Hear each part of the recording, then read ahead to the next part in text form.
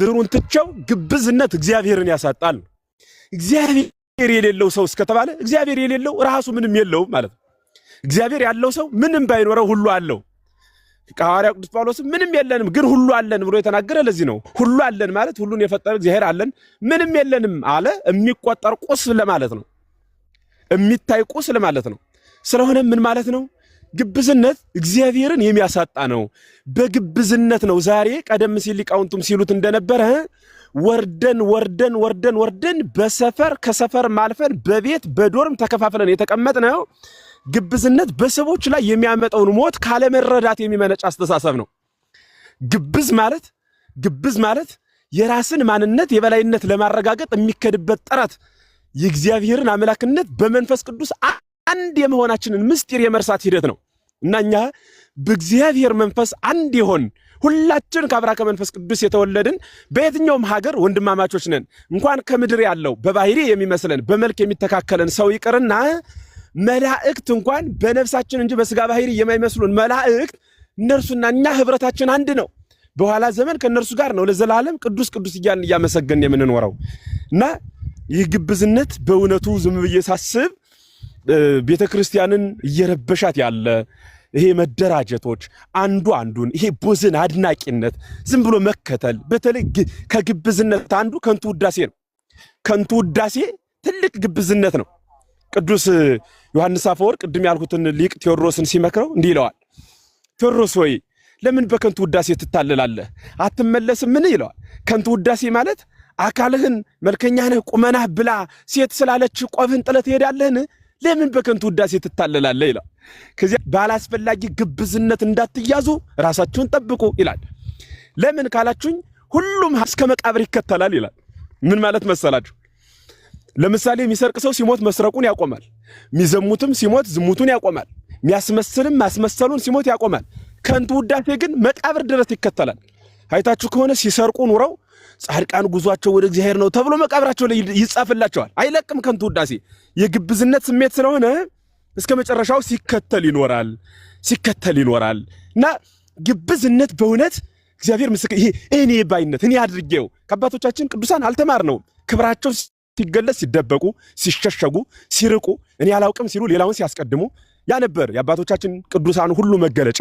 አሁን ላይ ደግሞ እኛ እንኳን የነበርንበትን ያልነበርንበትን እኔ የምንል በእውነት የእግዚአብሔር ልጅ ከሆን በኋላ ደግሞ ራሳችንን መልሰን ግብረ ዲያብሎስን በመስራት የዲያብሎስ ልጅ ራሳችንን አድርገን ያስመዘገብን ብዙዎች ነን። ቤቱ ይቁጠረው በየቤቱ ያለው እንደ እግዚአብሔር ምስክሬ ነው። በየሰፈሩ በየቤተ ክርስቲያኑ በየአቅጣጫው የምናገኘው የግብዝነት ስሜት ሰው እኮ በነገራችን ላይ በፖለቲካው የሚተራረደው በቤተ ክርስቲያኑም ይህ ሁሉ ስቃይና መከራ የመጣው በግብዝነት ህልውና በምንኖር ሰዎች ነው። በእውነት ግብዝ በመሆን በምንኖር ሰዎች ምክንያት ነው ይህ ሁሉ ፈተና የመጣው። ለምን ካላችሁኝ እኔ በቃ የኛይቱ ትበልጣለች። አንድ ባለቅኔ ሲናገሩ ዳዊት መርዳ ምሳሌ ያለ ለሀገሩ አሉ። ምን ማለት ነው? በአማርኛ የምሳሌ ተማሪ ዳዊት ይሄ አገሩ ከፍ ያደርጋል አሉ። ሰምና ወርቅ ይባላል። ወርቁ ምንድነው? ሰም አነጋገሩ ማንም ሰው አገሩን ከፍ ነው፣ ግብዝ ነው የሚሆነው። በቃ ይሄ ምንም ሳር በማይበቅልበት ሀገር ተወልዶ የኛ ሀገር እኮ ብሎ አገሩን ከፍ ነው የሚያደርገው ሰፈሩን። ይሄም ሰማዊ አነጋገሩ ነው። ለወርቁ በርግጥ ለመቤታችን ነው ሀገር ስላላት ለዚያ ነው የተነገረውና ምን ለማለት ፈልጌ ነው? በእውነቱ እግዚአብሔር በሚያውቅ ከግብዝነት ስሜት ራስን ማራቅ እምንማረውን ማወቅ በህይወት መኖር በቃ ያን የስሜት ህዋሳት መቁረጥ። በእውነት ግብዝነት ማለት ሌላኛ ትርጓሜው ቅዱስ አትናቴዎስ እንደነገረን የራስን ስሜት መከተል ማለት ነው ይላል። ቅዱስ አትናቴዎስ ግብዝነት ማለት የራስን ስሜት መከተል ማለት ነው ብሎ ይናገራል። የራስን ስሜት ሰው የራስን ስሜት ብቻ የሚከተል ከሆነ ለተለት እያደባ ለሌላው የማይጨነቅ ከሆነ ይህ አንዱ የግብዝነት ውጤት ነውና በእውነት ግብዝ መሆን ጌታም ሲናገር ስትጾሙ ላይነሰብ እኮ ነው። አሁን በነገራችን ላይ ላይነሰብ አታድርጉት እኮ ብሏል ጌታ። እንደ ግብዞች ለሰው አይን ብላችሁ አታድርጉት። ምን ጾመው ለሰው አይን ነው፣ ምን ለብሰው ለሰው አይን ነው፣ ቤተክርስቲያን ምን ገኘው ለሰው አይን ነው። ሁለመነው ጠቅላላ ውስጣዊና አፋዊ ግብር ተብሎ እኮ ተከፍሎልናል በህይወታችን ውስጥ። በውጭ የምናደርገው ሌላ ነው፣ በቤት የምናደርገው ሌላ ነው፣ ልባችን የሚያምነው ሌላ ነው፣ የሚከተለው ልባችን የሚመኘው ሌላ ነው፣ አፋችን የሚናገረው ሌላ ነው። በእውነት ተለያይተን እንደ ሱቅ ዕቃ የሱቅ ዕቃ አለ። እኔ በጣም የሚገርመኝ አንድ ዕቃ ልትገዙ ሄዳችሁ ያ ዕቃ ደግሞ በውስጡ 15 ዕቃ ያስፈልገዋል። አንድ ላይ አይደለም ተገጥሞ የሚሸጥ። ኧረ ይሄ እኮ ከኛ የለም ይባላል። ልክ እንደኛ እንደዚያው ተከፋፍለን አካላችን ከኛ ጋር መሆኑን አቁሟል። ይህ ኦርቶዶክሳዊ አስተምህሮ ነው። በእውነት ቤተክርስቲያን ግብዝነትን አታስተምርም፣ አትናገርም፣ አታስረክብም። ያህንን በእውነት በየትኛው የምንጸልየው ጸሎት ሁሉ እኮ በእውነት ወደ እግዚአብሔር ሄዶ ምህረት ያላመጣው ላይነሰብ ነው፣ ለግብዝነት። ዲያቆኑም ዝም ብሎ ያለ ምልክት ገብቶ ያሽካካል። በቃ ምንም ምልክት የላት ምን የላት ማቆሚያ የለው። የዲያቆን ምልክቱ አሁን የመጣው ዲያቆን ምልክቱ ሲያቅተው ማቆም ነው፣ ልቡን ሲደክመው መመለስ ነው እንጂ የለም የቅዱስ ያሬድ ይዘት የለ። አንዱ መምህር ማህሌት ይቆምና እዚያ በኋላ ያኛውን በዚያ በቀኝ በግራ ያለውን በቃ መፎጋገር፣ እገሌ በለው ገለበጠው፣ ላይ ቤት ታች ቤት። ጥሩ ነው፣ ጌጣችን ምርጥ ነበረ። መፈካከሪያ መሆኑ ግን ምን ይሰራል? አባቶቻችን ሊጸድቁበት ነበር ያገለገሉበት። እኛ ደግሞ ልንኮነንበት ሆነ ቤተ መቅደስ ምንገባው። ከኔ ገሌ ይበለው እስኪ እኔ በደለኛን እግዚአብሔር አይሰመኝም። ከኔ ድምጽ ይልቅ አበው እያንጎራጎሩ የጮህት ይበልጣል። አበው እኮ በእውነት በደከመ ድምጽ እግዚአብሔር ጋር ይገናኙ ነበረ። እኛ መባረቅተን በሚያንቀጠቅጥ ድምጽ ብናጉረመርም እንኳን ይቅርና እግዚአብሔር ጋር ምን እንነጋገር ሰፈር ካለው ሰው ጋር ተግባብቶ መኖር አቅቶናል። እና ይህ ግብዝነት የተቀላቀለበት ሂደት ስለምንጓዝ ነውና ከዚህ አላስፈላጊ ድርጊት ራስን ማውጣት፣ በእውነት እንደ እግዚአብሔር ፈቃድ መመላለስ በቃ ይሄ ላይነሰብ ለሰው አይን ብለን ከምናደርጋቸው ድርጊቶች ራሳችን ማራቅ። ብዙ ጊዜ ቀደም ሲል ስለ እንደነበረው ሰው ላይነሰብ የሚያደርገው ነገር ይበልጣል። ስንመጸውት ላይነሰብ ሰው ይይልን፣ በቃ ካሜራ ካልተደቀነ ሰው ካልሰማልን በድብቅ እኮ የሚያደርግ ሰው ፈልጎ ማግኘት እኮ ይደክማል፣ በእውነት ይደክማል። እንኳን በድብቅ ሊያደርገው በግልጽ ካደረገው በኋላም አንድ ያድርገዋለሁ ብሎ እዛ በኋላ ሌላ ሰው ያወራልኝ ብሎ እንኳን እኮ አይተውም። ማንም ሰው ጋር በተገናኘ ቁጥር እኔ እንዲያድርጌ ይህ በእውነት ቤተክርስቲያን የማትወደው አበው ያልሰጡን ከመጻሕፍት ያላነበብነው ከመምህራን ያላገኘነው በትውፊት ያልተቀበልነው አቃቂር ሰፈርተኝነት የፈጠረው ድርጊት ነው እና ከእንደዚህ አይነት ሐሳብ ራስን ማራቅ ኦርቶዶክሳዊ ስሜት ሊኖረን ይገባል። በእያንዳንዱ ሁኔታ ኦርቶዶክሳዊነት ማለት ባጭሩ ምን ማለት ነው ካላችሁኝ፣ ክርስቶስ በእኛ የሚኖር እኛ ደግሞ በክርስቶስ የምንኖር ማለት ነው። ክርስቶስ በእኛ የሚኖር ማለት ሐሳባችን ሁለመናችንን እያንዳንዱን ነገራችን ክርስቶስ እንዲመራው መፍቀድ ማለት ነው። እኛ በክርስቶስ መኖር ማለት ደግሞ በክርስቶስ የሚኖር ሰው ሁሉ ክርስቶስ የማይወደውን ነገር የማያደርግ ማለት ነው። ክርስቶስ የማይወደውን ነገር ለዚያ ተቃራኒ ሆኖ የሚኖር ማለት ነው። ምክንያቱም የለበሰው ክርስቶስ ነው። ነጭ ልብስ የለበሰ ሰው አባራ ላይ አይቀመጥም። ክርስቶስን የለበሰ ሰው በግብዝነት ወንበር አይቀመጥም። እና ግብዝነት ምድናው ሲሰቀል በራሱ ፀሐይ ሲጨልም ተረድተውታል አምላክነቱን። ዓለምን ያሉ ከኛ በላይ የሚል ግብዝነት አስሮ ስለያዛቸው ነው። ዛሬም በእኛ ዘመን ግብዝነት ያሰራቸው እንደ እኩይ ፍልስጣ የሰውን ዳሂፀ ልሳን ወአንበርከ ቅፍተለ ወልደ እምከ ይላል ዳዊት። ይህ መሰናክል አኑረው መቼ በወደቀ እያሉ የሚጠብቁ ብዙ ምስጢራትን ስታመሰጥሩ ቃለ ሕይወት ያሰማልን ለማለት የማይከሰቱ የሳታቸው ሲመስላቸው ለመኮነን እንዴ ለንግግር ይከብዳል። በእውነት ለመኮነን ከየትም ሳይባሉ የሚመጡ በርካቶቹ ናቸው። በርካቶቹ በእውነት እንዲህ አይነት ይሄ ግብዝነት እኛ ካላልነው አይጣፍጥም፣ እኛ ካልጮህ ነው እኛ ያላወቅነው ዕውቀት ደግሞ ከሚል ከእንደዚህ አይነት ቂላቂል የሆነ በጣም ለመንግስተ ሰማያትም ለምድራዊ ህልውናም ከማይጠቅም ሐሳብ ራስንን መጠበቅ፣ በእውነት መጠበቅ የምናደርገው ሁሉ በክርስቶስ በማቴዎስ ወንጌል ላይ በቃ ወይት መለጸው ምንድነው ወይት መጸለው ገጾሙ የሚላቸው አሉ። እኔ ፊታቸውን ላይነሰብ የሚሆን ቅባት ተቀብተው በቃ ሌላ ነገር አድርገው ምናምን በሰው መካከል መታየት አራይ ሳይጾምም እንዳይባሉ ፊታቸውን አጠውልገው በቃ እንዲያውኑ በሰው መካከል የሚከሰቱ እናንተ ግን እንደሱ አትሁኑ። ሶበት ጸልዩ ከመዝበሉ በምትጸልዩበት ጊዜ ዳሩ ግን እንዲበሉ ምን ብላችሁ ጸልዩ አለ? አባታችን ሆይ በሉ አለ። አባቴ ሆይ አላለም፣ አባታችን አለ። ቀጥሎ ሲነግረን አባታችን ማለቱ ለሚካኤልም አባት የሆነ ለገብርኤልም አባት የሆነ ለኛም ለሁላችን አባት የሆነ አንዱ አባታችን እርሱ እግዚአብሔር መሆኑን ሁላችን ደግሞ በእግዚአብሔር ቤት የምንኖር የእግዚአብሔር ልጆች መሆንን ልጅ ደግሞ የመጀመሪያ ልጅ እና የመጨረሻ ልጅ ሁለቱም ልጅ ናቸው። የመጨረሻው የልጅ አይሆንም፣ የመጀመሪያውም የተለየ ልጅ አይሆንም። ሁሉም እኩል ልጅ ነው እና እኛ ለእግዚአብሔር አዳምም የእግዚአብሔር ልጅ ነው። ነገ የሚወለደውም ትናንት የተወለደውም ሁላችን የእግዚአብሔር ልጆች ነን እና የእግዚአብሔር ልጅ የሆነ ደግሞ የእግዚአብሔር የሆነን አይዝምና የኛ መታወቂያችን በፍቅር መኖር ከግብዝነት በራቀ ሐዋርያው ቅዱስ ጳውሎስ አንደኛ ቆሮንቶስ ምዕራፍ 13 ቁጥር 1 ላይ በእንተ በቁየተ ፍቅር ይላል። ስለ ፍቅር ጥቅም ይላል። ስለ ፍቅር ጥቅም ወእመኒ አይመርኩ ነገረ ኩሉ ሰብ ወነገረ ኩሉ መላእክት አለ። የመላእክትንና የሰው ነገር ቋንቋቸውን ሁሉ ባውቅ አለና ወተፋቅሮ አልበየ ኮንኩ ከመድምጸ ብርት ያለ ፍቅር በግብዝነት የምጓዝ ከሆነ ዝም ብሎ እንደሚንሿሿ ብረት ሆኛለሁ። ወእማኮ ከመከበሮ ዘይዘበጥ ወይም ያለ ደሞዝ እንደሚጮህ ከበሮ ሆኛለሁ። ከበሮ ጸናጽን እንደምታውቁት ይጮሃል ማይሌት ከተጀመረ አንስቶ ደሞዝ ግን የለውም። ካህናቱ ደሞዝ ሲካፈሉ ደሞዝ የለውም። ካህናቱ ሲያገለግሉ አድረው ተቀምጠው ምግብ ሲመገቡ እሱ ምግብ የለውም። ጮሆ መቅረት ፍቅር የሌለው በግብዝነት የሚጓዝ ሰው እንደ ከበሮ እንደ ጸናጽን ጮሆ ሲደክመው ማቆም ብቻ ነው። ሌላ ምንም ጥቅምም ትርጉምም አይኖረው።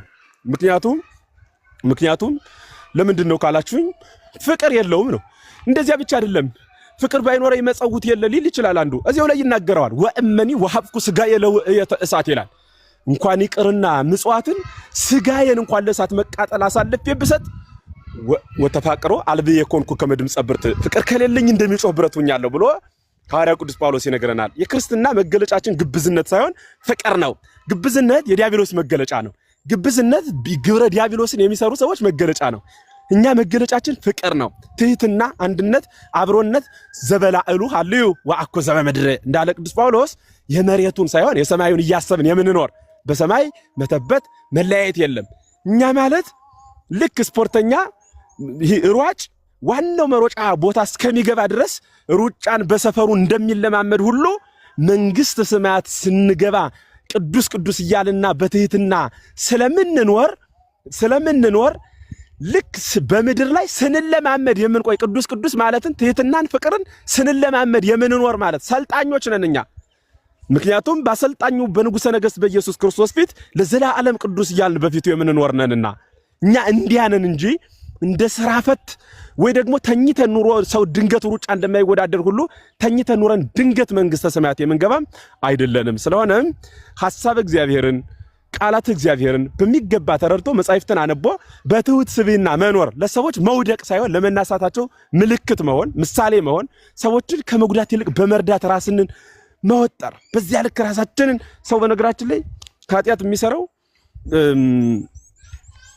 አይምሮ ይሄ ረፍት ሲሆን ከምንም ስራ ውጭ ሲሆን ትዝ የሚለው በህሊናው የሚመጣው ኃጢአት ነው እና በዚያ ልክ መኖር ዘበላዕሉ ሀልዩ ወአኮ ዘበምድር እንዳለ ሐዋርያው የምድሩን የሚያልፈውን የሚጠፋውን ሳይሆን በሰማይ ከክርስቶስ ጋር የምንኖረውን በማሰብ ከግብዝነት ራስን አርቆ ቤተክርስቲያንን መስሎና የቤተክርስቲያንን ሕግ ፈጽሞ መኖር ዛሬ በሰው ዘንድ ያስከብራል፣ ነገም በመንግስተ ሰማያት ዋጋን ያስከፍላል።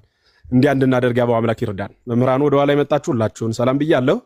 እድሉን ስለሰጣችሁን እናመሰግናለን። ስለዘገየን ይቅር በሉን። ተዋህዶ ባያቆሙ ደስ ይለኛል። ቃሉ ታሰማልን።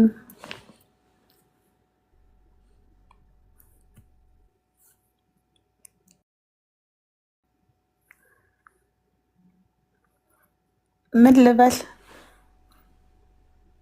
ሰማን ምርቃኑን ተቀብለናል። ሌሎቹ ሊቃውንት ደግሞ ይቀጥሉ። እንዲሁ እየገባን ርዕስ ስትፈጥሩ በዚያ ርዕስ መሰረት ሐሳብ እየሰጠን ትውልዱንም እያስተማር እንሄዳለን። እግዚአብሔርም ይረዳናል። ስለሆነም ሌሎቹ መምህራንም ስላሉ እነርሱ ደግሞ እንዲቀጥሉ እድል ስጫቸው። ያው አምላክ ይጠብቀን። እንደዚያ ነው። አዎ ይህን ርዕስ ዛሬ ያመጣሁት እኔ አንዳንድ ነገሮች ካየኋቸው ኤክስፒሪየንስ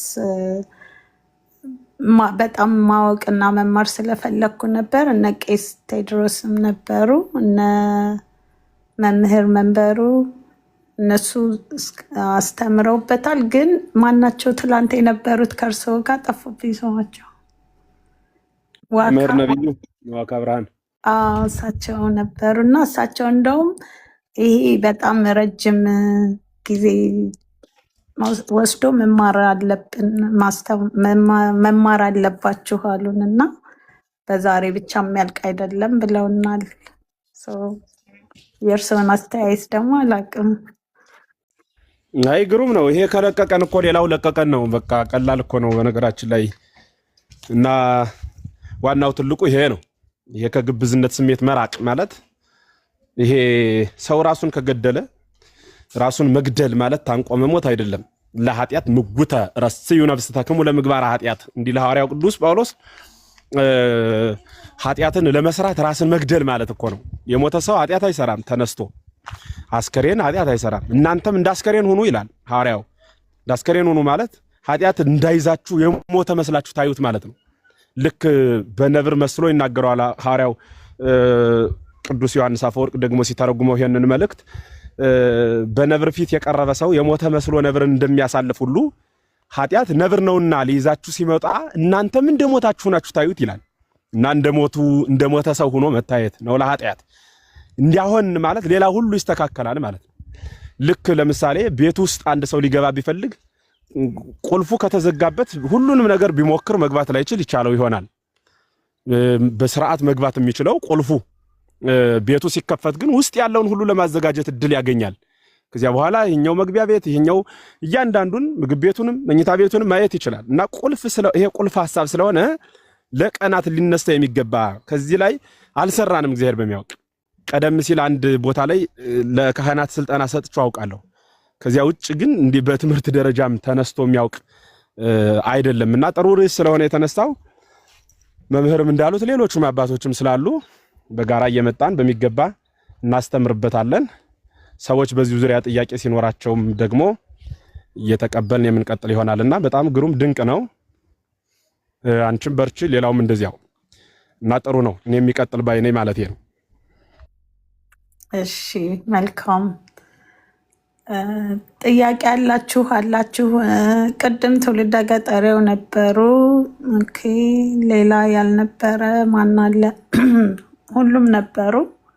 ጥያቄ ያላችሁ ካላችሁ፣ ጥያቄ ከሌላችሁ ሌሎች ሪኩዌስት የላኩ አሉ። ዝክረ ቅዱሳን፣ ውዳሴ ኤፍሬም ገብተው አስተያየት መስጠት የሚችሉ ከሆነ እሞ አይቴ፣ አማን፣ ደመላሽ ጥያቄ አላችሁ?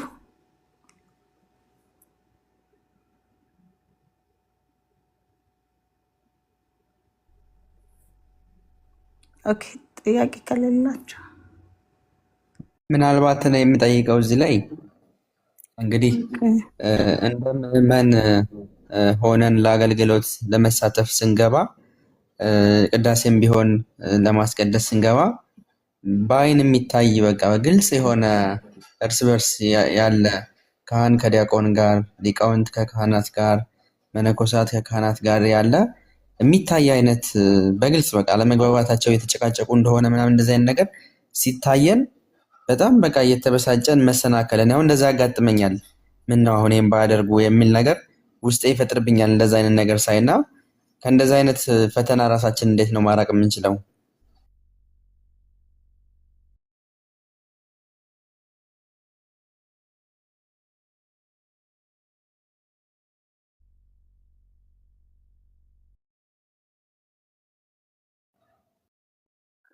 እንዴ እኔ ነው እንዴ የምጠይቀው? መምህርን ነው እኮ መጠየቅ ያለብክ። አይ ድምፅ ዝም ሲሉ ጊዜ ሁሉም አልሰማም። ዝክረ ያሬድ ሌላ መምህር አሉ፣ እርሳቸውም እንዲሳተፉ ብዬ ነው። የንታ ይቀጥሉ ይመልሱ። እሺ ከታች ጥያቄ ያላችሁ አንድ ቁጥር ከጻፉና ግቡ ናቸው እየተናገሩ ከሆነ ምናልባት ዝክረ ያሬድ እየተናገሩ ነው። ይሰማውታል?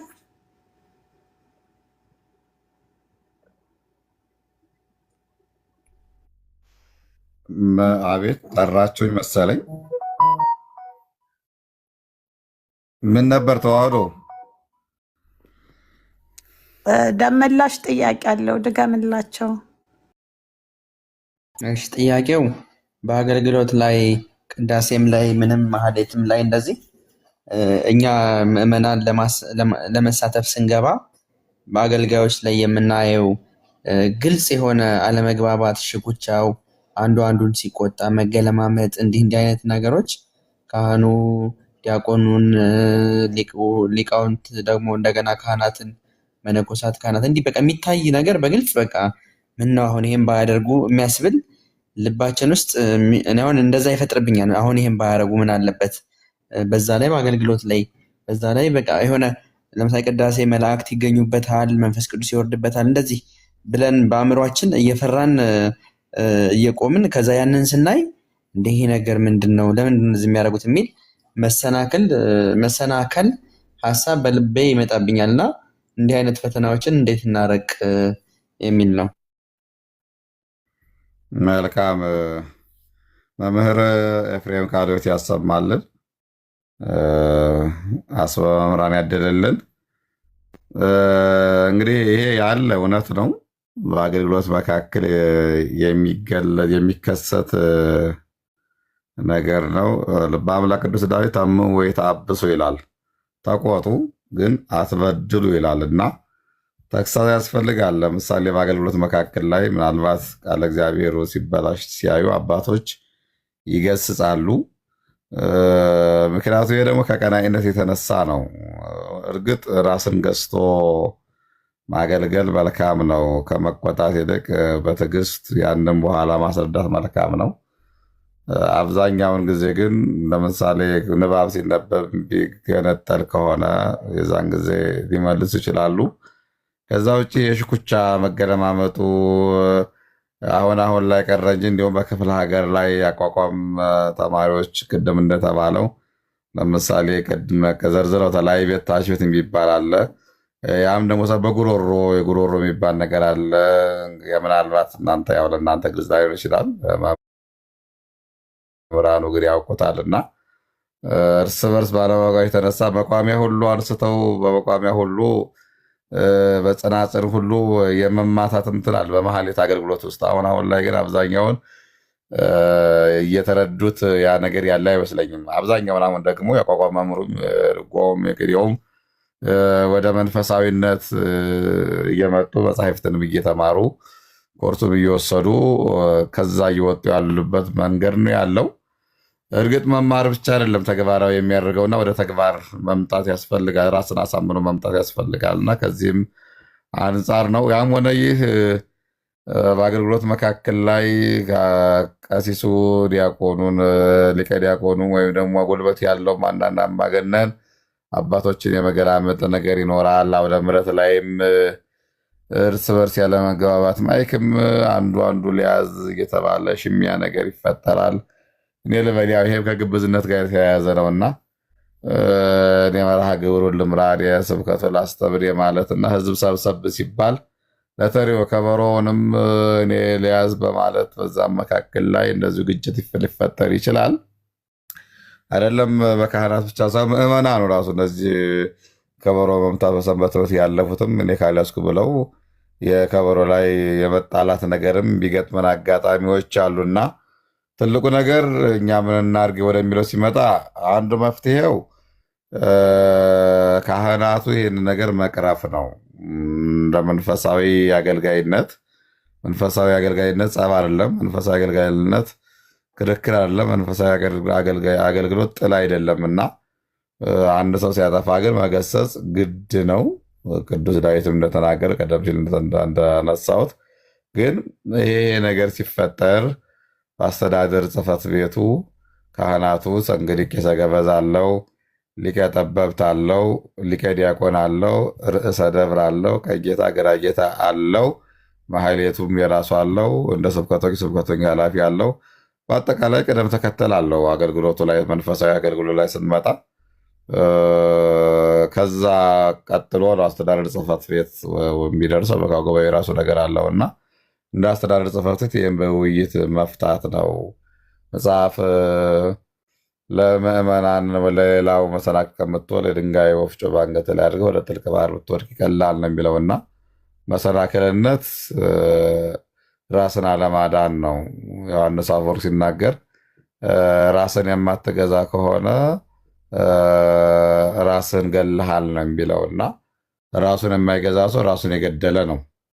እና ቅጥር የሌላት ከተማ ትፈርሳለች ይላል ቄርሎስ። ራሱን የማይገዛ ሰውም በራሱ የፈረሰ ነው ብሎ የሚያስቀምጠውና ስለዚህ ራስን መግዛት ትልቅ ዋጋ ስላለው ራሱን የማይገዛ አገልጋይ ለራሱም የሞተ ነው፣ ሌሎችንም ይገላል። እና ይሄ በኮርስ በስልጠና መልኩ ለማህበረ ካህናቱ በመስጠት ራስን መግዛት አገልጋይ ማለት ምን ማለት ነው የሚለው ስለ አገልግሎት ራሱንም የሚያድን ሌላውንም የሚያድን እንደሆነ በጥልቅ ለካህናቱ ስልጠና መስጠት ያስፈልጋል። መፍትሄው ላይ ስንመጣ ችግሩን ብቻ ወርተን እንዳንለያይ ካህናቱን ወንጌል እርግጥ አብዛኛውን የዲያቆናት ቀሳውስት የሚባለው ወንጌል የመስማት እድሉ የጠበበ ነው።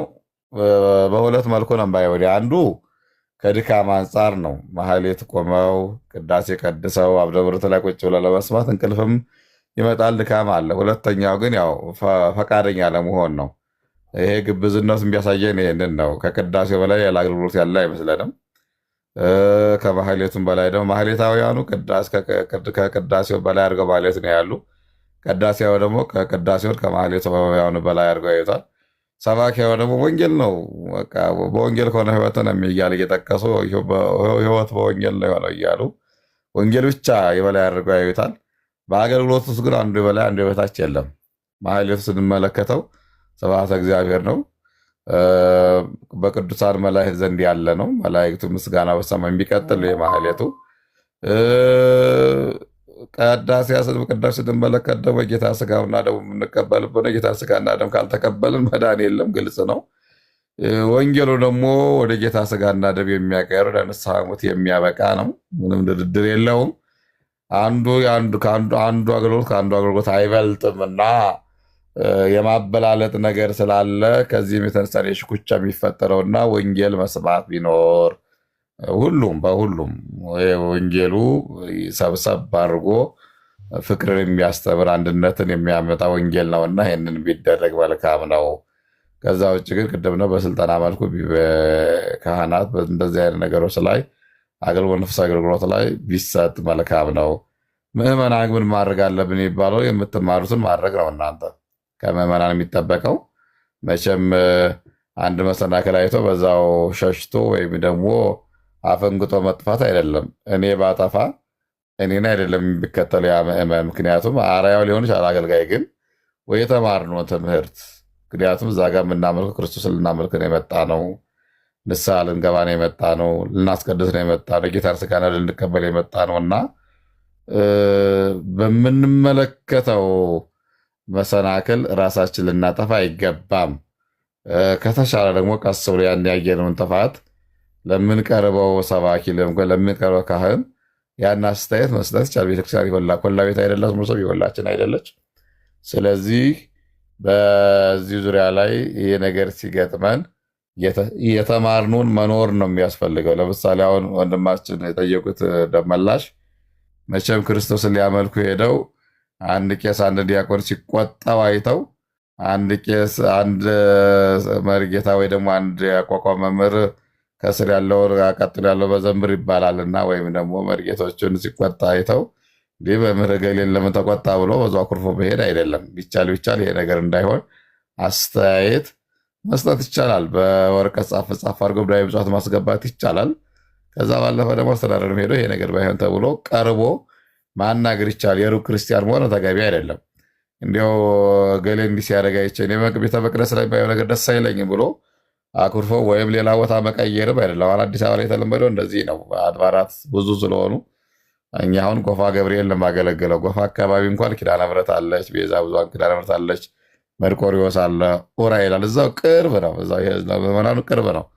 አንድ ቦታ ላይ የሆነ ነገር ጸብ ካዩ ወደዛ ነው ህዝቡ የሚሄደው። አንድ ቦታ ይሄ አይደለም ክርስትና ማለት ያንን ነገር መቅረፍ ነው እንጂ ችግሩ እንትኑ በመሸሽ የሚመጣ ችግር የለምና የችግር መፍትሄ አካል መሆን አለብን ብለው ወንድማችን ደመላሽ የመፍትሄ አካል መሆን አለበት፣ ከኛም ይጠበቃል። ቅድም እያለ ምዕመናኑም የበሰሉ ምዕመናን አሉ፣ በቃለ እግዚአብሔር በደንብ የሚረዱ የሚያውቁ አሉ። መጽሐፍትን በደንብ አግባቡ ያወቁ የተረዱ ስላሉ ቀረብ ብሎ ያንን እዛ ነገር ላይ መፍትሄ መስራት መቻል ነው እንጂ ሰዎች ራስ ባለመቆጣጠር የተነሳ ጥፋት ባጠፉ ቁጥር እያኮረፍን መራቅ እንደ ክርስትናም እንደ ቤተክርስቲያን ልጅነትም አግባብ አይደለምና በዚህ መልኩ መስተካከል አለበት ነው የምለው። ግን ከምንም በላይ ግን እግዚአብሔር አምላክ ትዕግስቱን ያድለን። በትዕግስት አገልግለን በትዕግስት በክርስትና ሃይማኖታችን እምነታችን ጸንተን የመንግስቱ ወራሾች የስሙ ቀዳሽ እግዚአብሔር አምላክ ያደርገን።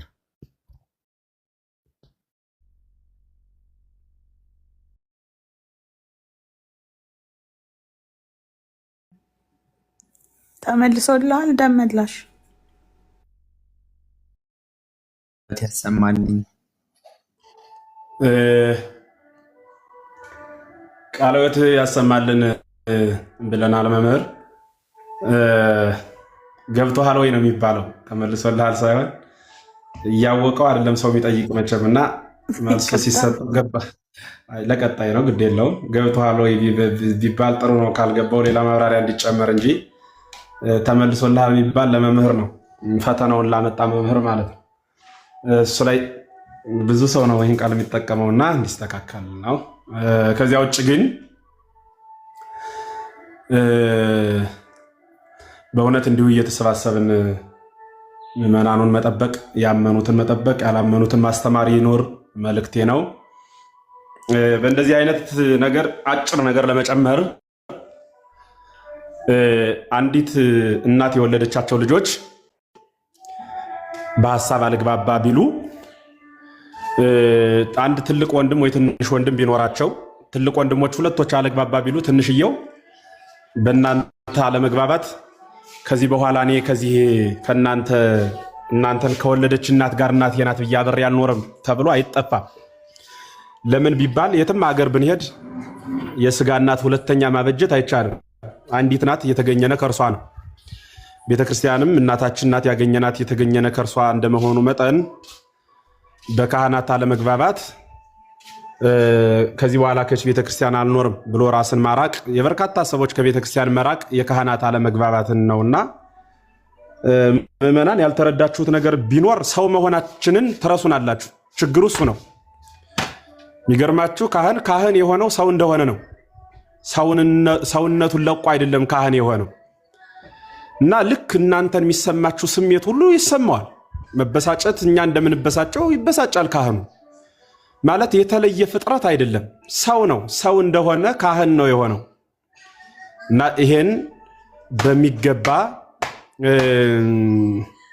መረዳት ማወቅ ይጠይቃል። የሆነ ምዕመን እንዲበሳጭ ኃጢአት እንዲሰራ፣ የሆነ ካህን ደግሞ ካህን ስለሆነ እንዳይበሳጭ ኃጢአት እንዳይሰራ የሚል ለሁለት የተሰራ ሕግ የለም። ሰው ለሆነ ሁሉ የተሰራ ሕግ አለ። ለክብረ ክህነት ደግሞ በግል የካህናት የተሰራ ሕግ ይኖራል። ያኖረ ማለት ግን ስሜታቸው ወይም ደግሞ ሰው መሆናቸው ጠፍቷል የለም ማለት አይደለም። እሱ ላይ ትኩረት እንድታደርጉ ነው። ብዙ ምዕመናን የሚሰናከሉት አንደኛ ካህናቱን ፍጹማን አድርጎ መመልከት፣ ክህነታቸው እንጂ ፍጹም ሊሆን የሚችለው ሰውነታቸው ፍጹም ሰውነት ይሄ ምንድን ነው የሚባለው? ተጋድሏቸውን የጨረሱ ቅዱሳን እንደሚያደርጉት ለማድረግ ላይቻላቸው ይችላል እና ያን ስትመለከቱ አትሰናከሉ። በቤተ መቅደሱ አገልግሎት ላይ የሚከሰት ነገ በኋላም ልትመለከቱ ትችላላችሁና ተውተይ የሚባባል አለመግባባት ቢታይ እነሱ እንዲህ ከሆኑ ብሎ በዚያ መሰናከል ልክ አይደለም። ከዚያ መሰናከል ራሳችሁን ጠብቁ ነው መምህር የሚያስተላለፉት መልእክት፣ እኔ የምጨምረው ማለት ነው። ከዚያ ውጭ ግን ቤተክርስቲያኗን መሪዋ ካፒቴኗ መድኃኔዓለም ክርስቶስ መሆኑን አለመርሳት ነው። መስዋዕቱን የሚጣሉ የሚጨቃጨቁ ካህን ስለሰዉት የሚቀየርን መስዋዕት የለንም። ያው አንድ ሕያው የሆነ መስዋዕት ነው። ምክንያቱም የሚሰዋው ካህኑ ራሱ መስዋዕት ሆኖ የሚሰዋው ክርስቶስ ነው። መስዋዕት ሆኖ የሚሰዋውም ራሱ ክርስቶስ ነው። መስዋዕቱን የሚቀበልም ራሱ ክርስቶስ ነው። ካህኑ እንደ ጉጠጥ ነው የሚያገለግል እንጂ ይሄ ካህኑ መስዋዕቱን ሲሰዋ እንደ ጉጠጥ ራሱ ክርስቶስ ነው የሚሰዋው። ስለዚህ ያንኑ በሚገባ መረዳትና እንዲህ አይነት አላስፈላጊ ጭቅጭቆች ሲኖሩ ቅድም እንዳልሁት ባላዋቂነት የሚሰራ ልክ ያልሆነ ሂደት ስሜት የገፈው እውነት እንደሆነ መረዳት ነው እንጂ እንዴት ለምን እንዲህ ያደርጋሉ ብሎ ራስን ማሰናከል ትክክል አይደለም። ምክንያቱም አሁን ጠያቂው ራሱ እንደ ምዕመንነታችሁ እኮ የምዕመንነታችሁን አልወጣ ብላችሁ ልትስቱ ትችላላችሁ። ያኔ ስትስቱ ከምዕመናን አትለዩም። ልክ አለመሆናችሁ ተነግሮ እየተማራችሁ ትቀጥላላችሁ። ካህኑም ሲስት ከክህነቱ አይሻርም። ክህነቱን የሚያሽሩ ጉዳዮች እንዳሉ ሆነው ስለዚህ አንዳንድ ስህተት ብስጭት ምናምን ሲቀድመው እየተመከረ ስልጠና እየወሰደ እንዲቀጥል ማድረግ ነው። ከዚያ ውጭ ግን ከግራኝ አህመድ ዘመነ ንግስና በኋላ ቤተክርስቲያን አደጋ ላይ ወድቃ ስለነበረ በደንብ ሁላችሁ ክርስቲያኖች እንድትገነዘቡት የምፈልገው ካህናት የሚሾሙት ከግብፅ በሚመጡ ጳጳሳት ስለነበረ በርካታ ካህናት በዚያ ዘመን ስለወደሙብን ምዕመናንን የሚጠብቅ እየተባለ ዝም ብሎ ሳይማር ትምህርቱን ውሎ አድሮ ያደርሰዋል እየተባለ ብዙ ሰው ተሹሟል በጠፈው ለመተካት ተብሎ እና ያኔ የተሾሙት ሰዎች ትምህርት እንዲማሩ ነበር። ወዲያው ትዳር ይዛሉ፣ ትምህርቱ ይቀራል። በጊዜው ዘመኑን በዚህ ልክ ትውልዱ ስላልከፋ ጥሩ ያገለግሉበት ነበረ። በኋላ ግን ከነሱ የሚተካው ልጁ አባቱን ነው የሚያክለው። መቼም አንዱ ደግሞ ሲማር ወዘው ያለውን ደብር ያለውን ካህን እያከለ ይቀራል እንጂ እኮ እንግዲያ ፍትሐ ነገሥት 40 ወንጌል ያልተማረ ክህነት አይውሰድ ይላል እና እንኳን 40 ወንጌል የካህናት ኮርስ እንኳን ያልወሰዱ አገልጋዮች እንዳሉንም አለመርሳትና እግዚአብሔር በቸርነቱ ክህነታቸው ግን ፍጹም ክህነት ነው ያላቸው። ፍጹም ክህነት ነው ያላቸው።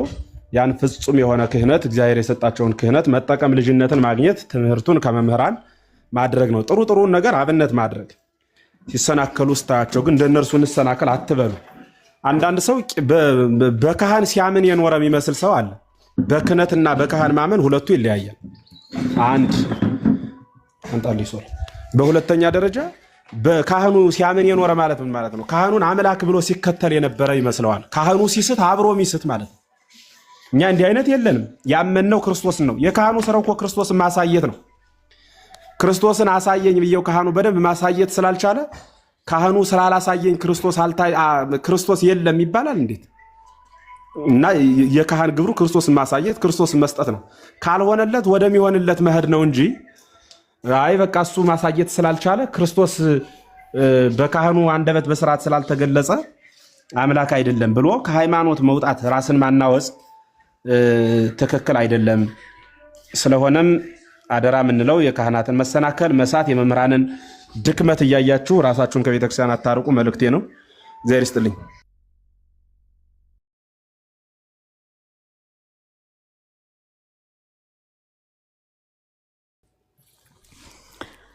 እሺ ቃሉ ተሰማልን። ሌላ መምህሩን መሰሉኝ ዘላለም የሚለው መምህር ኖት።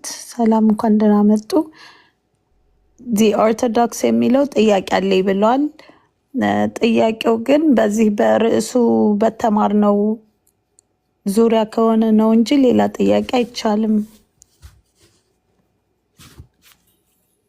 እንኳን ደህና ቆያችሁኝ ብያለሁ። መምህራን ቃለ ሕይወት ያሰማልን። የኔታ ኤፍሬም እንዲሁም መጋቢ አዲስ ያሬድ አስናቀው ሁላችሁንም ሌሎችን ስላልሰማው ነው የነሱን ትምህርት ነው የሰማሁትና ቃለ ሕይወት ያሰማልን፣ በእድሜ በጸጋ ይጠብቅልን። ሁላችሁንም ሰላም ብያለሁ። እግዚአብሔር ያክብርልኝ። እንኳን ደህና መጡ መምህር። እንደምን ሰነበቱ? ደህና ኖት ወይ? አብሮ ያሰማን። አነ የዛሬ መስቀል ሄዴታ በእውነት ግሩም ትምህርት ነው የሰማሁት። የመጀመሪያው እንኳን አልፎኛል፣ ሁለተኛውን ነው የሰማሁት። ክብር ያድልኝ። ምን መልካም ይጨምሩበት እስኪ። አትዩን ነው የሚባለው፣ ሌላ ምንም የሚጨመርበት ነገር የለም። ጌታም ለሕዝቡ ያስተማረው ያንን ነው። የሚሏቸውን አድርጉ እንጂ እነሱ በእጃቸው በጣታቸው ሊነኩት የማይችሉትን ሰብስበው ሊያሸክሙ ይችላሉ ብሎ ስለ ግብዞች ተናግሯል። በቤተ ክርስቲያን ደግሞ ግብዞችም እንኖራለን፣ ደግሞ አስታዮችም እንኖራለን። መታሰብ ያለበት ያ ነው። በተለይ በጣም ቅድም የገዛኝ ይህኛው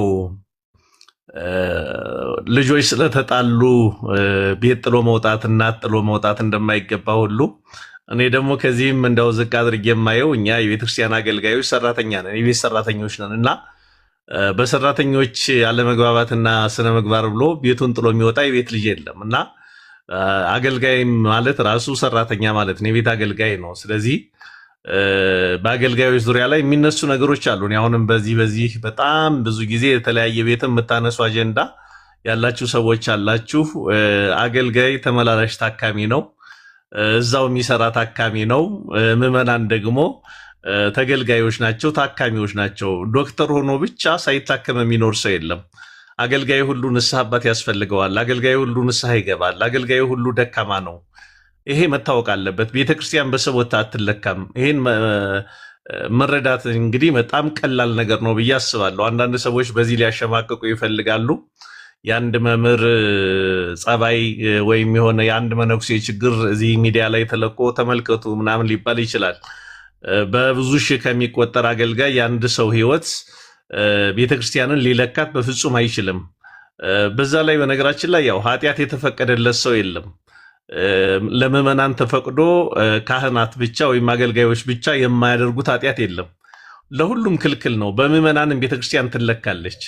ክርስቶስ ለሐዋርያት ብቻ አይደለም ዓለም እንዲያውቀን በብርሃናችን ዓለምን መግዛት የምንችለው ለአገልጋዮች ብቻ የተሰጠ አይደለም፣ ለሁሉም ክርስቲያኖች የተሰጠ ነው እና በኃጢአት መውደቅን ለክርስቲያን እንደተፈቀደ ለአገልጋይ ብቻ ሲሆን ቤተክርስቲያንን የሚያናጋት አድርገን ማሰብ የለብንም። የበለጠ ቤተክርስቲያን የሚገልጡት አገልጋዮቹ ስለሆኑ በአገልጋዮቹ ቤተክርስቲያን አብዛኛውን ጊዜ ሰራተኞች ስለሆኑ የመስሪያ ቤቱን መገለጫ ስለሆኑ እነሱ ላይ ሊበረታ ይችላል እንጂ ቤተክርስቲያን አሁን እየወደቀች ያለችው ማለትም ፈተና እየበዛባት ያለችው እየተወቀሰችም ያለችው በአገልጋዮች ብቻ አይመስለኝም። አጠቃላይ በሁላችንም እንደ ኦርቶዶክስ ሁላችንም አብዛኞች ይሄ በቃ በኃጢአት መውደቅ ለኛ ኖርማል በቃ ምንም የማይመስለን ነገር አይነት ስሜት ይታያል። አሁን አንዳንድ ጊዜ ሚዲያም ላይ በሰዎች ስነ ምግባር ጉዳይ ላይ በምዕመናን ጉዳይ ላይ ሲነሳ ራሱ ቤተክርስቲያን እኮ የኃጢአተኞችን ቦታ ናት ምናምን የሚባል ነገር አለ። አዎ የኃጢአተኞች ቦታ ናት። ታካሚ ሁሉ አለባት። ሆስፒታል ናት፣ የነፍስ ሆስፒታል ናት። ግን በተቻለ መጠን ሆስፒታልነቷን ወይም ደግሞ ፈዋሽነቷን የምንገልጠው በሽተኛ በመሆን ብቻ አይደለም፣ በመዳን ነው። ከዛ በመውጣት ከክፉ ግብራችን በመውጣት ነው በሽተኛ ማዳን እንደምትችል ማየት ያለብን እና እዚህ ላይ በጣም ማስተዋል አለብን ብዬ አስባለሁ። ሌላው እዚህ ጋር ሁለት ነገሮችን ማንሳት የምፈልገው ምንድን ነው፣ አንዳንዴ ተግሳጽ ያስፈልጋል በቤተክርስቲያን። እኔ አሁን ብዙ ጊዜ ቅዳሴ ላይ ይታያል ብዬ አላስብም። ምናልባት ማህሌት ላይ፣ አውደ ምሕረት ላይ ክፍተቶች ይታያሉ፣ በሌላ አገልግሎት ላይ ክፍተቶች ይታያሉ። ግን እኔ ቅዳሴ ላይ እንደው አሁን ምናልባት ቅድምም መጋቢ አዲስ ያሬድም ሲያነሱት እንደነበረው ለምሳሌ በእንተ ቅድሳት ወይም ሌላ ነገር ሲያነብ ምንባባት ላይ ዲያቆኑ ከተሳሳተ ሊገስጸው ይችላል። የሊቃውንት ደግሞ ጸባያቸው በተለይ አሁን የወንበር መምህራን ጸባይ ያላቸው በጣም ቁጡ ናቸው አብዛኞቹ ማለት ነው። ይህ አሁን ሊቃውንት ዘንድ ምንም አይደለም። አሁን ሕማማት ላይ በተለያዩ አገልግሎት ላይ ንባብ በጣም ይበዛል፣ ዜማ ይበዛል። ዜማዎቹ ደግሞ ለየት ያሉ ናቸው። ከሌላው የዜማ ስልት ለየት ያሉ ናቸው። በዓመት አንድ ጊዜ የሚመጡ ናቸው። እዛ ላይ አሁን ሰው ሲሳሳት ሲመልሱ ስናይ የተሳደቡ ሊመስለን ይችላል፣ እኛ የምንረዳው ማለት ነው። የዛን ያህል ደግሞ ስነ ምግባር ላይ ክፍተት ያለባቸው አባቶች ምናምን ይኖራሉ። በሚገባው ተግሳጽ ያው ያለ ስርዓት የሚሄዱትን ገስጿቸው ብሎ ቅዱስ ጳውሎስ በተሰሎንቄ መልእክቱ ላይ ምዕራፍ 5 ቁጥር 14 ላይ ተናግሯል። ያለ ስርዓት የሚሄዱትን ገስጿቸው፣ ለደካሞች ትጉላቸው እያለ ይናገራል። እና ያለ ስርዓት የሚሄደውን ሰው በቤተክርስቲያን ይገሰጻል እንጂ ቤተክርስቲያን ውስጥ እንኳን ሌላውን ይቅርና ስማ ተብሎ እንኳን ሰው አይጠራም። ራሱን የቤተ መቅደስ አገልግሎት አለ እሺ ነው የሚሉት። እንደው ለመጠራት እንኳን ሰው ቢፈልጉ እንኳን እሺ ነው የሚሉት እንጂ እንዲህ ማለትም አይቻልም፣ መናገር እንኳን አይቻልም በአገልግሎት ዙሪያ ላይ። ይህን ያህል በቤተክርስቲያን አባቶቻችን ያስቀመጡልን ስርዓት አለ። በቃ ሰውን እንኳን እገሌ ብለን እንኳን እንዳንጠራ እሺ ነው የሚባለው በቤተ መቅደስ ውስጥ ማለት ነው። እና ይህን ያህል ለመቅደሱ አገልግሎት ሰዎች ቦታ ይሰጣሉ፣ አባቶች ቦታ ይሰጣሉ። ነገር ግን ያልገባን ደግሞ እንኖራለን። ከበሮ አልያዝንም ብለን የምንረብሽ ሰዎች እንኖራለን። ይሄ ስጋዊ ማንነታችን ሲገነፍል የምናደርገው ስለሆነ ያንን ብናስተካከል ጥሩ ነው። ሌላው ቤተ መቅደስ ስንሄድ ደካማ ሰው ላለማየት ብንሄድ፣ ይሄ የሰዎችን ድካም ለማየት ባንሄድ፣ በቤተ መቅደስ ውስጥ አንዳንዴ ብናያቸው እንኳን ምንም የማይደንቀን ሰዎች መሆን መቻል አለብን።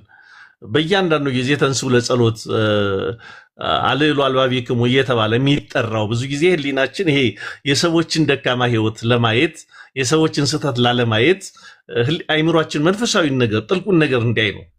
አሁን እኛ ግን እዛ ጋር ምንልከሰከስ ከሆነ የሰዎች ደካማ ህይወት የሚጠልፈን ከሆነ ይሄ የአገልግሎቱን ስርዓት አልተረዳነውም ማለት ነው። በጣም ቤተ መቅደስ ውስጥ የተለያየ ሰው ነው ያለው፣ የተለያየ አስተሳሰብ፣ የተለያየ አመለካከት ነው ያለው በቤተክርስቲያን ውስጥ ማለት ነው።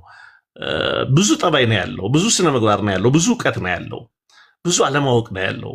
ያን ሁሉ ይዞ የመጣ ሰው ላይ የሰዎችን ህይወት ራሱ ጊዜ እኮ አሁን የተመስጦ የሚባለው ነገር ካለ እኮ እንዴ ቅዱስ ያሬድ እኮ ንጉሥ ገብረ መስቀል ይላል ጦር ሰክቶበት እግሩ ላይ ዝማሬውን አላቋረጠም። እኛ አሁን የሆነ ከጀርባችን ተመስጦ ላይ ወይም ደግሞ ተሰጠው እየተቀበልን ወይም እያዜምን እያለ ከኋላችን እንኳን የሆነ በአግባቡ መዝሙሩን ወይም ዜማውን ያልያዘ ሰው ቢኖር ዞር ብለን እንደው ማቋርጠነው ልንሳደው እንችላለን። የኛ ተመስጦ እስከዚህ ድረስ ነው። የሰዎች ድምፅ የሰዎች እንትን ይማርከናል፣ የሰዎች ነገር ይረብሸናል። ቅዱስ ያሬድ ግን ጦር ተሰክቶበት ሳይቀር ዜማውን አላስተዋለውም ይላል እና እስከዚህ አባቶቻችን በተመስጦ የሚዘምሩት ዝማሬ ላይ የሰዎችን ድክመት የሰዎችን ደካማ ጎን ማየት ብናቆም፣ በጣም ደካማ ህይወት ካየን ደግሞ ሲያልቅ ለሚመለከተው አካል ብናሳውቅ ጥሩ ነው ብዬ አስባለሁ። እንዲህ አይነት ሀሳቦች መነሳት አለባቸው ብዬ ደግሞ የማስበው ከኛ ይልቅ በተቻለ መጠን አገልጋዮች ብቻ በእንደዚህ አይነት መንገድ በተለይ የኔታ ኤፍሬም ስልጠና ስትሰጡ ይሄ ስነ ምግባር ላይ በጣም ድክመት አለ፣ በጣም ድክመት አለብን። የተለያየ የህይወት ደረጃ ነው ያለንና በተቻለ መጠን በስልጠና ቢስተካከሉ ጥሩ ነው ብዬ አስባለሁ። እኛም እነዛን ድክመቶች ብቻ የምናይ ከሆነ ግብዝነት ውስጥ ነው የምንገባው። በቃ እነሱን መለካት መመዘን ከሆነ እግዚአብሔርን ሰዎች ይከልሉንና ትልቁ ችግራችን በዛ መንገድ እንሄዳለን ብዬ አስባለሁ እና በተቻለ መጠን ይህን እናስተካክል። አሁንም የምናገረው ግን ብዙ ጊዜ የሰዎችን ድክመት በቤተክርስቲያን ልክ አንየው። ይህንን ማወቅ አለብን። በምራንንም ቢሆን በዛ ልክ ባናይ ጥሩ ይሆናል። እኔ እንኳ ብሳሳት እዚህ ጋር መምህር ዘላለም የማያውቀው ነገር አለ ማለት ነው፣ ያልተረዳው ነገር አለ ማለት ነው፣ የእውቀት ድክመት አለ ማለት ነው እንጂ ቤተክርስቲያን እንደዚህ አይነት መምህራን አሏት ብሎ ብቻ ባላወቁና ባልተረዱ ሰዎች ቤተክርስቲያንን መለካት ብናቆም ጥሩ ነው ብዬ አስባለሁ። ሰዓት ስለወሰድኩ በጣም ይቅርታ። መምህር ኤፍሬም በሚገባ አድርገው አብዛኛውን አብራርተውታል። አመሰግናለሁኝ። አይ በጣም ግሩም። እንዴ ይሄማ ትልቅ መልእክት አይደል? ቃለ ሕይወት ያሰማልን በእውነቱ። አንዱ ጤፍ እንጀራ ማነው አንዱ ጤፍ እህል ብዙ አይነት ሴቶች ሲይዙት ብዙ አይነት ጣዕም እንደሚኖረው ሁሉ አንዱ የእግዚአብሔር ቃል ብዙ አይነት መምህራን በየልዩ ልዩ ህብረ መልክ ያመሰጥሩታልና ልዩ አገላለጽ ነው የገለጹልን መምህር። ቃለ ሕይወት ያሰማልን፣ ክብረ ሊቃውንትን አስመ መምህራንን ያድልልን ብያለሁ። ሌሎቻችሁንም መምህራን እንዲሁ የሕይወት ቃል ያሰማን። የኛ አንድነት፣ የኛ ህብረት፣ የኛ ሰላማዊነት፣ የኛ በተሰጠን መክሊት በጥባት ማገልገል ይህ ሁሉ ለሀገርም ለቤተክርስቲያንም ኑሮ ለሚዘረዘረው ችግርም መፍትሄ እናመጣለንና ሁሌ ስለ ችግር መወያየት መቼም መፍትሄ ሊያመጣ አይችልም። የተወያየንበትን ችግሩን በችግርነቱ አውቆ ለመፍትሄ መጣር ግን ከሁላችን የሚጠበቅ ጉዳይ ነው። በዚያ በኩል ካልሆነ መፍትሄ አይመጣምና ስልጠናዎችን በመስጠት በመውሰድ በልዩ ልዩ ሁኔታ በያለንበት አካባቢ ሁሉ አገልግሎቱን እንስጥ መልእክቴ ነው። ቀጣይ እንገናኛለን። ለዛሬው አሰናብቱኝ። የቅዱሳን አምላክ ሁላችን ይጠብቅ።